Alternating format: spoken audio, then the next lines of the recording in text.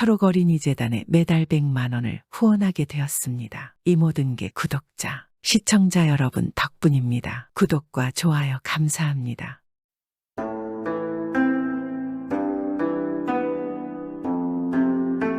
옛날 옛적에 한 고을에는 성심이 곱고 사리가 깊은 원님이 있었습니다. 이 원님은 어릴 적부터 총명하고 좋은 가문에서 태어나 학식도 높았습니다. 그래서 이 고을의 원님이 된 후에는 마을 사람들에게 현명하고 공정한 재판을 했습니다. 그래서 마을 사람들은 이 원님을 모두 좋아했고 잘 따랐습니다. 그러던 어느 날 이 마을에 한 스님이 왔다가 밤이 깊어서 잘 곳이 마땅치 않아졌습니다.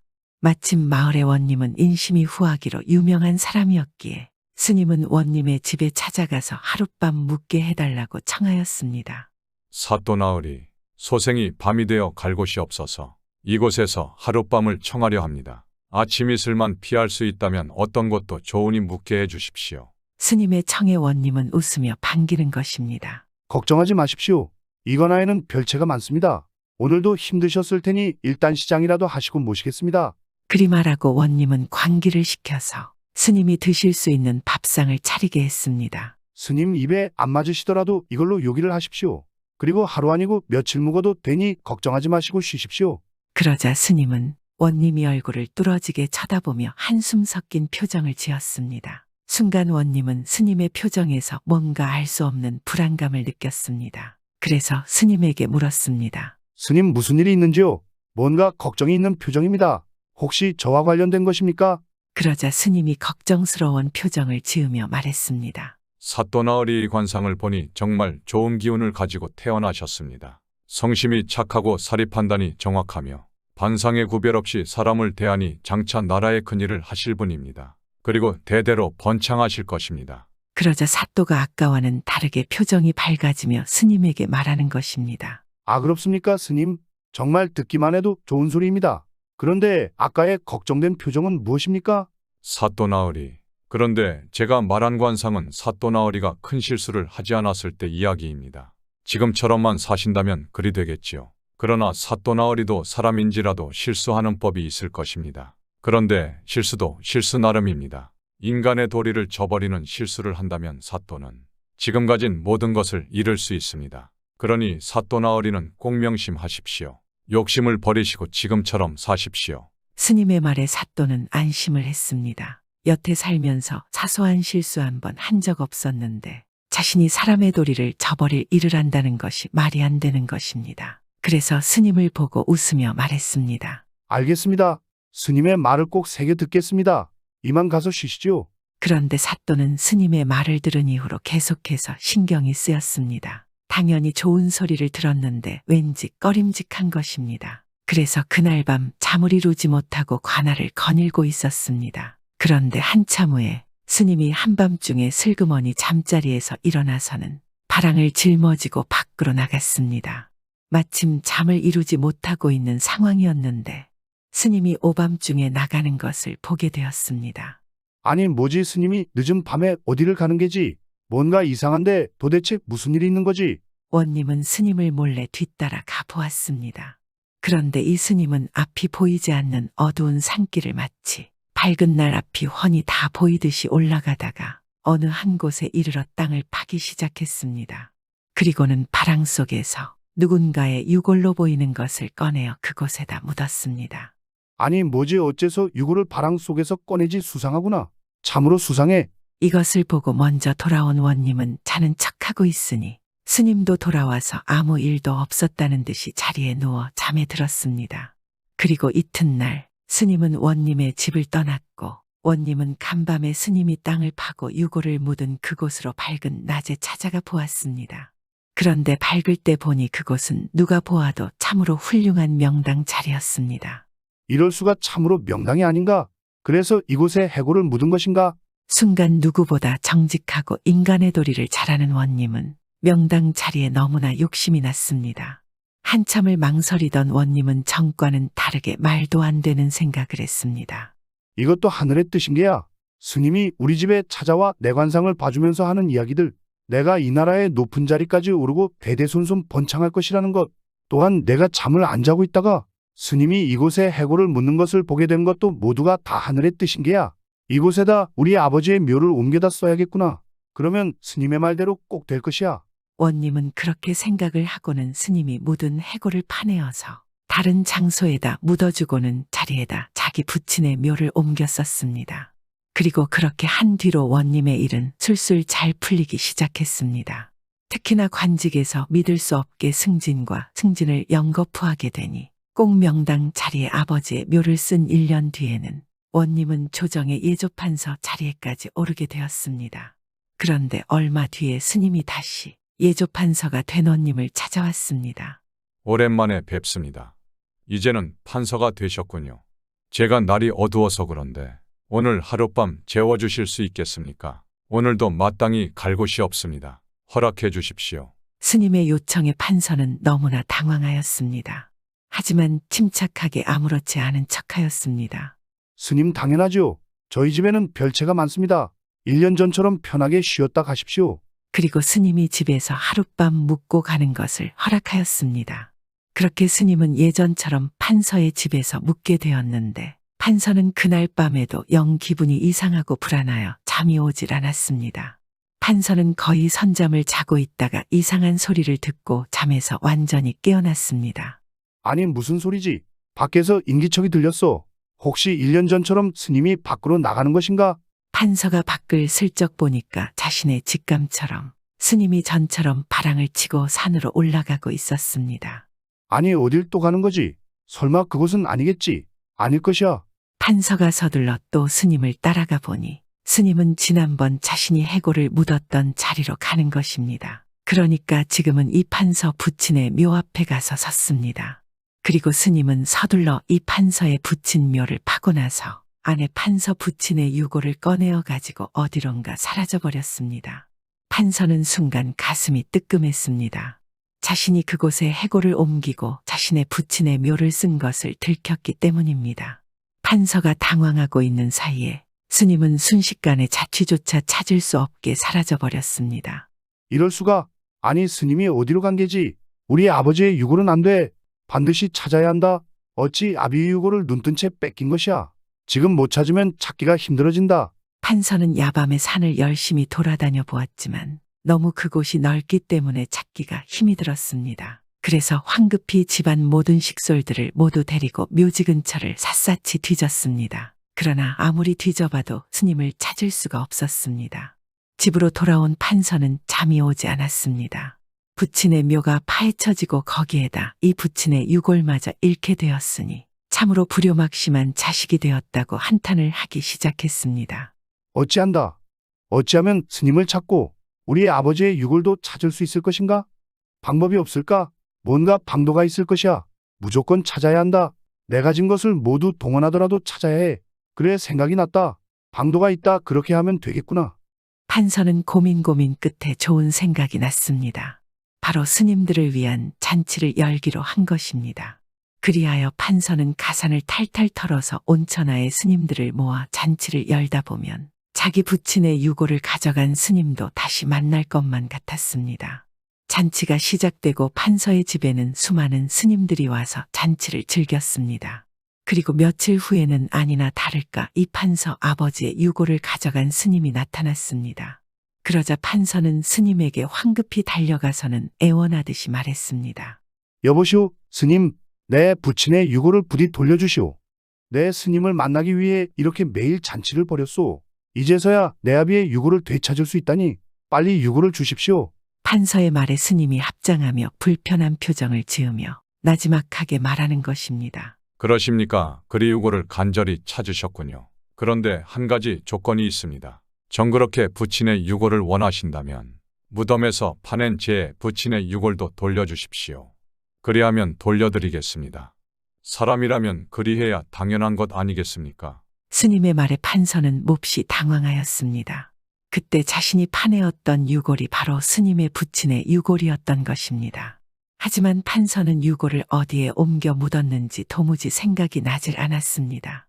재차 말하지만 제 부친의 유골을 돌려주셔야 또한 당신 부친의 유골을 돌려드릴 수 있을 것입니다.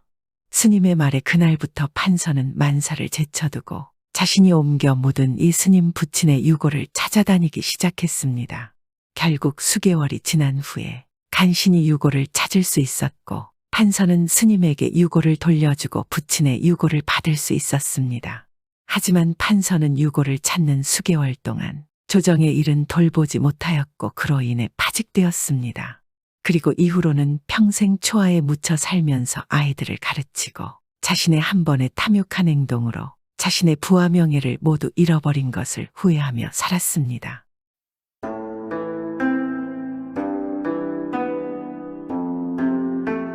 옛날 옛적 어느 마을에 석삼이라는 백정이 살고 있었습니다.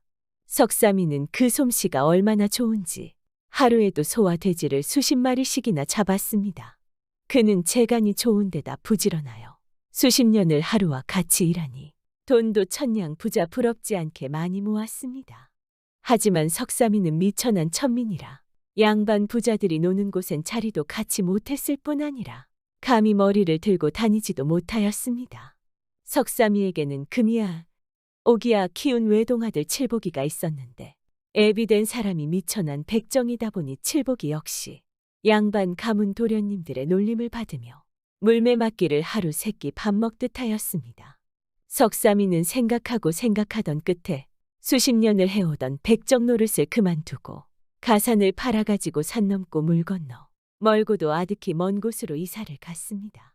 새 고장에 이사한 석삼이는 돈은 천냥 부자 부럽지 않게 가지고 있는지라 전답도 사고 고래등 같은 기와집도 장만하였습니다. 백정 석삼이가 제법 양반 행세를 하니 매관매직을 식은 죽 먹기로 하고 양반도 팔고 사는 세월이라 누구도 그를 백정으로 보는 사람이 없었습니다. 칠복이 또한 인물이 잘난 데다 도련님 행세를 하니 딸 가진 사람들은 저마다 그를 쳐다보았습니다. 때마침 서울에서 내직으로 있다가 이 마을에 낙향한 이대감네 집에 얼굴은 해당화처럼 고운데 마음씨 또한 티 없는 옷과 같이 흠잡을 데라고 없는 둘째 딸 꽃분이가 있었습니다. 그래서 석삼이가 이대감네 집에 가서 청혼을 하였더니 이대감은 벌써부터 석삼이의 아들 칠복이를 마찬가지로 사위 맞을 생각을 하고 있던 차라 즉시 허락하고 그 자리에서 맞절까지 하였습니다.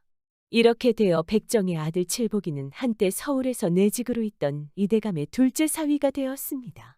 잔칫날이 오자 칠복이는 이대감네 뜰하게 들어섰습니다.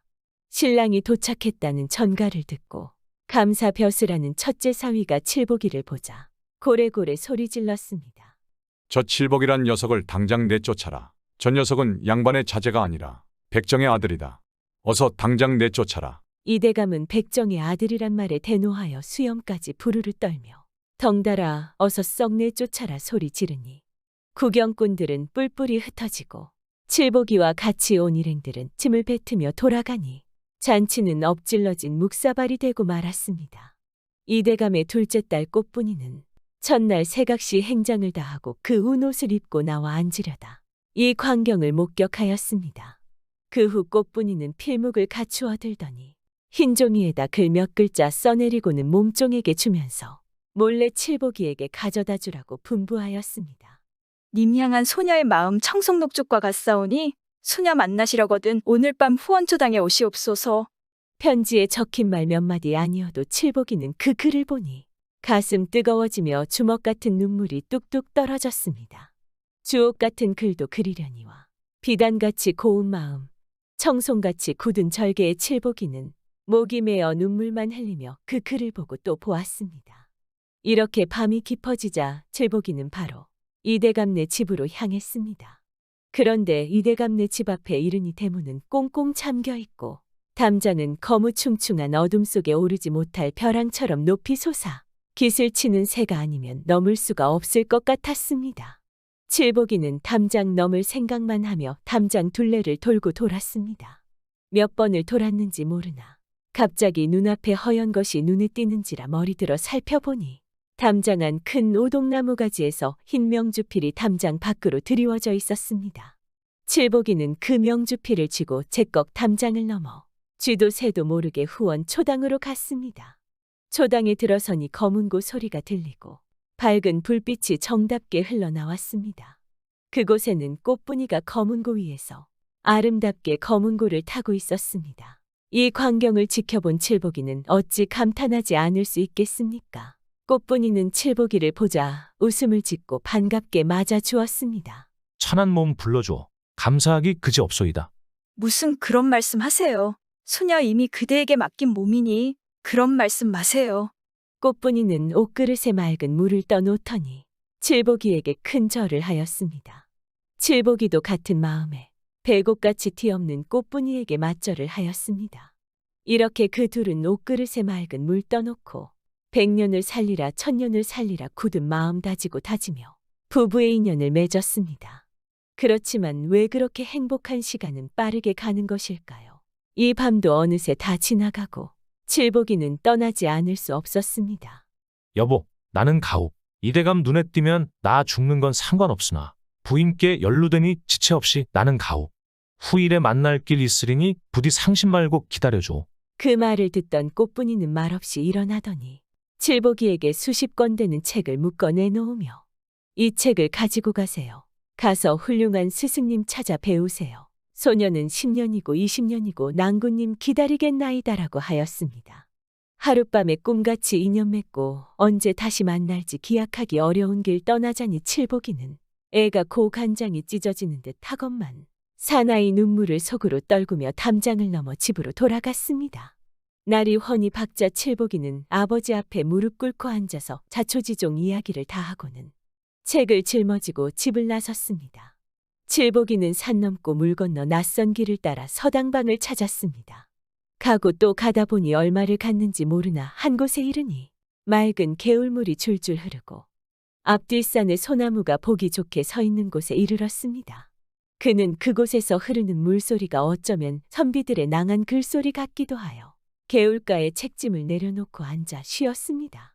그런데 정말로 그리 멀지 않은 곳에서 흐르는 물소리보다 더 듣기 좋은 낭낭한 글소리가 들었습니다. 칠복이는 그 소리에 귀가 번쩍 뛰어 지체 없이 책을 둘러매고 글소리를 따라 걸음을 옮겼습니다. 칠복이가 얼마 가지 않아 양지바른 산기슭에 늙은 소나무가 섰는데 그 옆에 아담한 귀틀집 한 채가 나타났습니다.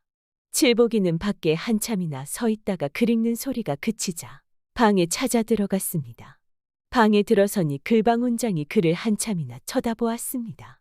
스승님, 소녀는 어디서 무슨 일로 여기까지 찾아와 나를 스승이라 부르는고? 칠복이는 등에 지었던 책을 조심스레 스승님 앞에 내려놓고는 무릎을 꿇고 앉아서 찾아온 사연을 말하였습니다. 소녀는 천민의 집에서 태어난 탓으로 여태 글을 배우지 못하였습니다. 이 책은 저희 부인이 첫날에 준 것이온데 훌륭한 스승님을 찾아서 이 책에 글이나 배우려 하옵니다. 오, 그런가? 소녀는 과연 장한 뜻을 품었으니 내 오늘부터 소년을 내 제자로 삼을 터이네. 이 말을 듣자마자 칠복이는 스승님 앞에 공손히 머리 숙이고 절을 하였습니다.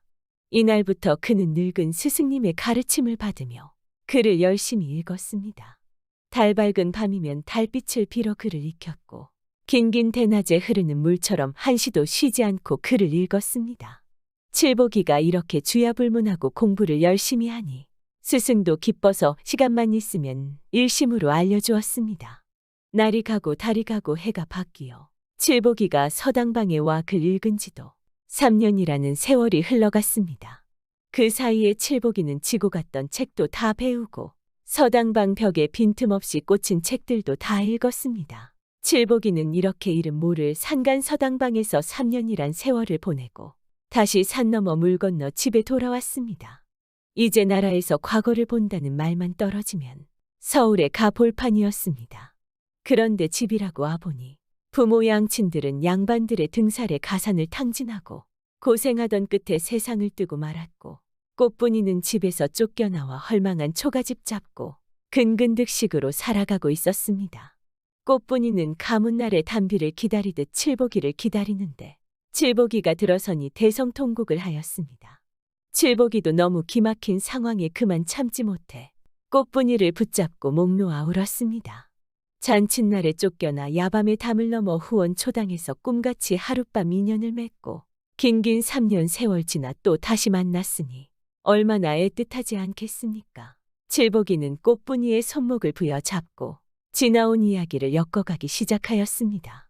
이렇게 이야기를 이어가던 중 꽃분이는 낭구님 들으세요.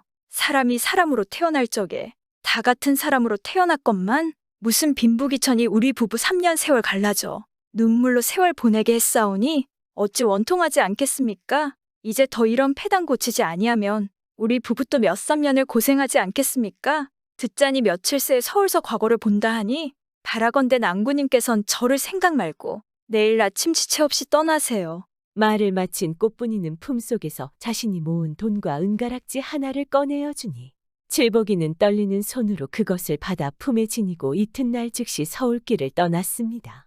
칠복이는 꽃분이의 마음을 깊이 지니고 서울길을 떠났건만 도중에 도적을 만나 은가락지와 돈을 다 잃고 보니 서울에 들어서자 문전걸식하는 수밖에 없었습니다. 그런데 설상가상으로 서울거리에서 감사벼슬 하는 첫째 사위와 마주쳤습니다. 첫째 사위는 칠복이가 꽃분이를 망쳤다고 생트집을 걸면서 포졸들을 불러 그에게 인사불성이 되게 물매를 안기었습니다. 죽도록 얻어맞은 칠복이는 별이 돋는 밤이 되어서야 정신을 차렸지만 더는 갈 길이 없었습니다. 돈이나 있으면 정승이나 판서댁을 찾아가 뇌물을 먹이고 과거를 보련만 수중에는 돈 한 푼 없었고 그렇다고 문전걸식을 하면서라도 과거를 보자니 또 이대감 첫째 사위가 행패를 부릴까봐 겁이 났습니다. 그러니 집으로 돌아가는 수밖에 없었습니다. 그러나 집으로 돌아가면 무슨 면목으로 아내를 볼 수 있단 말인가. 천민의 자식으로 태어난 그는 살아갈 길이 막히고 말았습니다. 그는 오직 이 험악한 세상을 하직하는 길이 자기가 가야 할 길임을 알게 되었습니다. 칠복이는 떨리는 몸을 겨우 가누며 자리에서 일어나 비틀비틀 강가로 향하였습니다. 그리고는 슬피 눈물을 흘리며 물에 뛰어들려 했습니다. 그런데 누군가 갑자기 물에 뛰어드는 칠복이의 허리를 잡아 끌었습니다. 젊은이, 이게 무슨 짓이오? 이거 놓으세요. 나는 죽어야지 살 길이 없는 사람이요. 젊은이, 내 지나가던 과객이나 슬피 우는 소리 듣고 왔는데 살아 살 길이 없다는 사연이나 들어야 놔주지 않겠소. 밤이어서 칠복이는 자기를 끌어안은 사람의 얼굴은 보이지 않으나 백발이 성성한 노인이었습니다. 노인의 말을 들어보니 부모 양친의 정처럼 뜨겁게만 생각되는지라 칠복이는 땅에 풀썩 주저앉으며 자초지종 이야기를 하였습니다. 노인은 칠복이와 함께 눈물을 흘리며 이야기를 듣고 나더니 그를 보고 말하였습니다. 젊은이, 죽는다니 무슨 말이오? 하늘이 무너져도 솟아날 구멍이 있다는데 너무 상심마오. 내 과거를 보게 해줄 테니 날이 밝으면 서울 아무 거리에 와서 기다려주오. 노인은 말을 마치자 어둠 속에 사라졌습니다. 죽는 길에 들어섰다가 은인을 만나 살아난 칠복이는 배고픔도 있고 날이 밝기를 기다려 서울 아무 거리에 갔습니다. 그리로 가니 웬 가마가 와서 기다리다가 그를 태우고 한 집에 들어갔습니다. 그 집은 어젯밤 칠복이를 구해준 노인의 집이었는데 노인은 임금의 명을 받고 야간 순을 하던 어사였습니다. 이렇게 노인은 칠복이에게 새 과거를 보도록 주선하여 주었습니다. 칠복이는 어사에게 엎드려 절하고는 급히 과거장으로 가 과거 시험을 보았습니다. 칠복이가 써올린 답안을 보던 임금은 고개를 끄덕이며 그 답안을 자기의 무릎 밑에 놓았습니다. 이리하여 칠복이는 과거에 급제하였는데 임금은 그에게 암행어사의 마패를 채워주면서 벼슬아치들의 소행을 살피고 민간의 실정을 잘 알아오라 분부하였습니다. 그 후 칠복이는 포졸들을 잘 단속해놓고 고향으로 돌아오게 되었습니다. 칠복이가 자기 집에 들어서니 꽃분이는 반가운 기색으로 맞이하였습니다. 여보, 그새 고생 많이 했소? 서울 가셨다 과거도 못 보시고 모진 매만 맞으셨다니 이 가슴 칼로 저미는 것 같아요. 여보, 그런 말 마오. 양반은 양반 행세가 있고 천민은 천민 행세가 있다 하지 않소. 내 이렇게 살아온 것만도 다행이니 걱정 마시오. 그 후 칠복이는 날이 밝자 간다 온다 말이 없이 슬그머니 이대감 집으로 찾아갔습니다. 남루한 옷차림에 볼 꼴 없이 된 칠복이가 들어서는 것을 본 이대감은 대노하여 당장 내쫓으라고 소리쳤습니다. 그래도 칠복이는 들은 채를 아니하고 장모 앞에 가더니 장모님, 세상에 사위 믿다는 장모 없다는데 내 문전걸식하다 배고파 찾아왔으니 밥이나 좀 주소. 장모는 기가 막혀 낯을 잔뜩 찡그렸지만 울며 겨자 먹기로 어서 밥이나 먹여 내쫓으리라 마음먹고 밥을 주었습니다. 그러니 칠복이는 밥사발을 받아서 제 앞에 끌어당겨 놓고는 열 손가락을 수저 삼아 한 사발 깨에 눈 감추듯 하였습니다.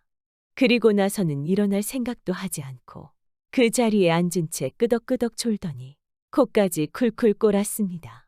장모는 더는 참을 수 없어 칠복이를 내쫓으려고 흔들어 깨우려다 얼떨결에 그의 허리춤에 찬 마패를 보았습니다. 장모는 그만 낙소리를 지르고 그대로 뒤로 넘어졌습니다. 그 소리에 놀란 이대감은 뛰어들어와 칠복이를 잡아 패려 하였습니다. 그런데 넘어졌던 장모가 와들와들 떨며 칠복이의 허리춤을 가리키고는 마패하며 소리를 쳤습니다.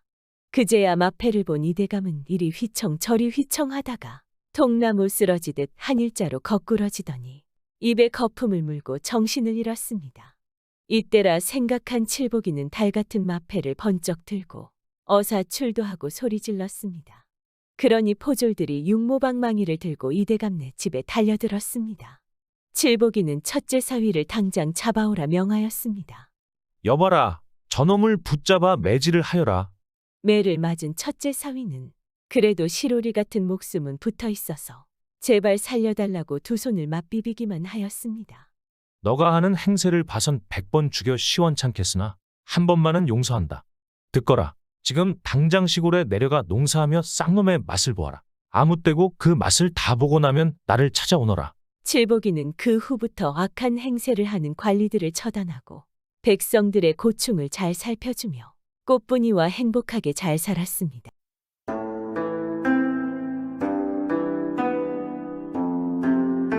지금부터 하는 옛날 이야기는 몽땅 거짓말이니 그리 알고 들어주세요. 조금은 황당하지만 재미있는 천상배필에 관한 이야기입니다. 옛날 옛적에 한 청산과부가 있었는데 이 과부는 아주 어린 나이에 시집을 가서 남편이 혼례 치르는 날 저 세상으로 가서 과부가 된 것입니다. 말이 과부지 처녀인 것입니다. 정말 억울하지 않겠습니까? 그래서 처녀의 아버지는 다시 집으로 데리고 와서 함께 살았습니다. 그런데 이 처녀는 배짜는 재주가 참 용했습니다. 용해도 보통으로 용한 게 아니라 이건 참 귀신보다 더 용했습니다. 하루아침에 삼배 12피를 짜는데 삼을 베다가 껍질을 벗겨서 삼을 삼아 삼시를 감고 삼시를 날고 메어서 배틀에 걸어 짤깍짤깍 12피를 눈 깜짝할 사이에 짜낸단 말입니다. 그런데 그렇게 짜놓은 삼배가 보풀하게 하나 없이 매끈하니 더 놀랍지 않겠습니까? 이러니 귀신인들 이 재주를 따라올 수 있겠습니까? 이 처녀가 이제는 관연하여 처녀의 아버지가 다시 신랑감을 구하는데 저처럼 재주 많은 사람이 아니면 시집을 안 가겠다고 그러는 것입니다. 세상에 그만한 재주를 가진 신랑감이 어디 흔하겠습니까? 처녀는 혼례날 서방을 잃은 충격의 시리에 빠져서 더 이상 혼인하지 않고 수절하며 혼자 살기로 작정한 것입니다. 그것도 모르고 처녀의 아버지는 더 나이가 차기 전에 시집을 보내려 했습니다. 처녀 아버지가 생각다 못해 방을 써서 내걸었습니다. 우리 딸은 하루아침에 배 12피를 짜는 재주가 있으니 누구든지 이에 맘먹는 재주가 있는 총각이면 우리 딸에게 장가를 들라. 이렇게 골골마다 방을 내걸어놨습니다. 시간이 흘러 서너 달이 되었을까 한 총각이 찾아와서 저로 말씀드릴 것 같으면 하루아침에 12칸짜리 기와집을 짓는 재주가 있습니다. 이만하면 이댁따님 재주와 맞먹지 않겠습니까? 하거든 말입니다. 그래서 어디 한번 솜씨를 보여달라고 했습니다. 그랬더니 이 총각이 기와집을 짓기 시작하는데 참 보통 재주가 아닌 것입니다. 산에 가서 나무를 베어다 지게에 지고 와서 톱으로 잘라 대패로 밀고 돌로 다듬어 먹줄을 탁탁 튀겨놓고 뚝딱뚝딱 귀를 맞추어 금세 12칸짜리 기와집을 번듯하게 지어놓거든 말입니다. 처녀 아버지는 이 신기한 재주에 감탄을 해서 두말 않고 딸을 시집 보내려고 했습니다. 그런데 딸이 기와집을 찬찬히 둘러보더니 방문 하나에 문설주가 거꾸로 맞추어져 있는 것을 보고는 하루아침에 12칸짜리 기와집을 짓는 재주는 놀라우나 문설주 하나를 거꾸로 맞추어 놓았으니 이렇게 흠 있는 재주로서야 어디 저희 배필이 되겠습니까? 이러는 것입니다. 시집갈 처녀가 마다하는데 어떻게 하겠습니까? 처녀가 혼인할 생각이 없다는 걸 아버지는 아무것도 모른 채 아쉬워하지 않겠습니까? 하루아침에 12칸 기와집을 짓는 재주를 누가 가지고 있겠습니까? 이 총각과 혼이 나면 밥굶을 걱정 없이 호가호식하며 살 수 있지 않겠습니까? 처녀 아버지도 하는 수 없이 총각을 내보냈습니다. 그러고 나서 한참 뒤에 또 한 총각이 찾아와서 저는 하루아침에 벼룩을 석삼서말 잡아서 모두 코를 꿰어 말뚝에 매어넣는 재주가 있습니다. 이만하면 사위로 삼을 만하지 않습니까? 하거든 말입니다. 벼룩을 잡아서 코를 꿰는 재주를 어디에 쓰나 싶었지만 그것도 재주는 재주인지라 어디 한번 해보라고 그랬습니다. 그랬더니 이 총각이 이방 저방 다니면서 단숨에 벼룩을 석섬서말이나 잡아가지고 하나하나 코를 뚫어 실로 콧뚜레를 꿰어 잔솔가지 수천 개로 말뚝을 만들어 꽂고 거기에다 척척 매놓는단 말입니다. 그걸 보니 비록 쓸모는 없다 하나 귀신 뺨칠 재주인 것입니다. 처녀 아버지가 생각하기를 저만한 재주를 가지고서 내 딸을 굶기기야 하겠나 싶어서 혼인을 승낙하려고 했습니다. 그런데 딸이 와서는 벼룩 코 깬 것을 하나하나 살펴보더니 맨 끝에서 두 번째 벼룩에 코를 꿰지 않고 목을 묶어 놓은 것을 보고는 이 많은 벼룩을 잡아다 코를 꿰는 재주는 놀랄만하나 맨 끝에서 두 번째 벼룩은 코를 꿰지 않고 목을 묶어 놓았으니 이런 흠 있는 재주를 가지고 어찌 저희 배필이 되겠습니까? 이러고 시집을 안 가겠다고 하는 것입니다. 또 서너 달이 흘러 한 사내가 찾아왔습니다. 저는 하루아침에 논해난 벼를 백마지기를 베어 쌀포대에 담아 창고에 가득 담을 수 있는 재주가 있습니다. 하는 것입니다. 그래서 마침 주소할 자신의 논 백마지기를 한번 해보라고 했습니다. 그런데 정말 눈 깜짝할 사이에 나타나가지고 그 많은 벼를 깔끔하고 똑같은 크기로 베어버리는 것입니다. 다 벤 벼를 금방금방 탈곡해서 쌀가마니에 일사불란하게 넣고 창고에다 차곡차곡 쌓아놓는 것입니다. 처녀의 아버지는 그 재주에 탐복해서 이번에는 반드시 혼인을 시키려 마음먹었습니다. 그런데 처녀가 베어진 논을 이리저리 흩어보다가 떨어진 쌀 한 톨을 발견했습니다. 하루아침에 논백마지기를 베어 탈곡해서 쌀가마니에 넣고 창고 한가득 넣는 재주는 뛰어나나 논에 떨어진 쌀 한 톨은 쌀 아니겠습니까? 이런 흠 있는 재주라면 시집을 갈 수가 없습니다. 그래서 이번에도 처녀 아버지는 할 수 없이 총각을 또 내보냈습니다. 그러고 나니 아무도 찾아오는 총각이 없는 것입니다. 한 해가 지나고 두 해가 지나고 다섯 해가 지나도 개미 새끼 하나 얼씬하지를 않거든 말입니다. 그러다 보니 처녀는 점점 나이를 먹어서 이러다가는 시집도 못 가고 늙어 죽게 생겼단 말입니다. 처녀 아버지는 더욱 초조해지지 않겠습니까? 다른 처자들 같으면 저 나이에 아이들도 대어서 싶고 신랑하고 옹기종기 잘 살고 있는데 말입니다. 처녀가 더 이상 혼인을 하지 않으려는 속내도 모르고 아버지만 애타지 않겠습니까? 그래서 처녀의 아버지가 제 발로 돌아다니면서 신랑감을 찾기로 했습니다. 이참에 기어이 천생배필을 찾으리라 작정을 하고 나섰습니다. 들매끈을 바짝 조이고 나서서 여기저기 돌아다녀 봐도 쓸만한 신랑감을 찾을 수가 없는 것입니다. 처녀 같은 재주를 가진 사람이 얼마나 있겠습니까? 재주가 출중해도 그런 사내들이 장가를 안 가겠습니까? 그렇게 허탕을 치며 몇 해를 돌아다니다 보니 처녀의 나이는 점점 더 많아지고 이제는 정말 시집가기 다 글렀다 싶거든 말입니다. 처녀의 아버지가 하루는 산에서 길을 잃고 헤매게 됐습니다. 그래서 높은 산에 올라갔습니다. 높은 산에 올라가면 산길이 보이지 않을까 생각한 것입니다. 그런데 아무리 둘러봐도 산길이 보이지 않는 것입니다. 할 수 없이 이리저리 살펴보다 절벽으로 떨어진 것입니다. 죽었다 하고 생각하고 눈을 지그시 감았는데 뚝 떨어지고 나서 눈을 떠보니 제 몸이 광주리 안에 들어가 있더란 말입니다. 가만히 살펴보니 산 밑에서 웬 총각이 광주리를 받쳐들고 서 있는데 그 광주리 안에 제가 들어가 있더란 말입니다. 이게 어찌 된 일이냐고 물으니 총각이 하는 말이 내가 벼랑 밑에서 나무를 하다 보니 벼랑 위에서 웬 사람이 몸을 날려 떨어지기에 얼른 대밭에 가서 낫으로 대를 베어 칼로 쪼개고 다듬어 대쌀을 만들어서 가로로 엮고 세로로 엮어 대광주리를 만들어 떨어지는 사람을 받았는데 그게 바로 아저씨인 것입니다. 이러거든 말입니다. 처녀 아버지가 듣고 보니 이 사람이야말로 제가 찾던 신랑감인 것입니다. 벼랑 위에서 사람이 떨어지는 걸 보고 그 사이에 대를 베어 쪼개고 다듬어 광주리를 만들어 사람을 받았으니 이보다 더 용한 재주가 어디에 있겠습니까? 이런 재주가 있는 사람이면 하늘이 낸 배필이 틀림없다 이렇게 생각하고 그 총각에게 청혼을 했습니다. 처녀도 더 이상 아버지의 노력에 어쩌지 못하지 않겠습니까? 또한 아버지를 살려준 생명의 은인인데 더 이상 반대할 수도 없었습니다. 결국 처녀는 그 사내와 혼인을 했습니다.